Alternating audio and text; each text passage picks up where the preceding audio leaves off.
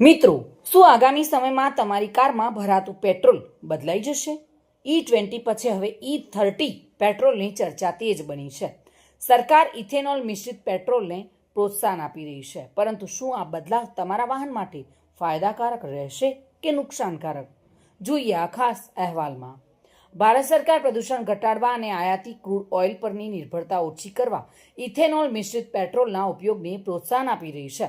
હાલમાં E20 petrol ઉપલબ્ધ છે અને હવે વધુ ઇથેનોલ મિશ્રણવાળા ફ્યુઅલ અંગે વિચારણા ચાલી રહી છે.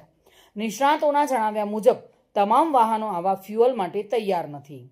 વધુ ઇથેનોલના ઉપયોગથી કેટલાક વાહનોના ફ્યુઅલ સિસ્ટમ અને એન્જિનના ભાગો પર અસર થઈ શકે છે અને સાથે જ માઇલેજમાં પણ મોટો ઘટાડો જોવા મળી શકે છે.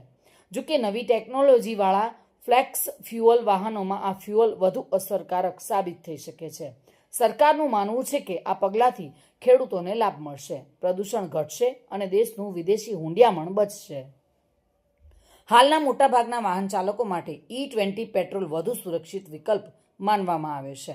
હવે ભારત વધુ ઇથેનોલ મિશ્રણવાળા ફ્યુઅલ માટે કેટલું તૈયાર છે તેના પર સૌની નજર છે. Bureau report, today Gujarati news.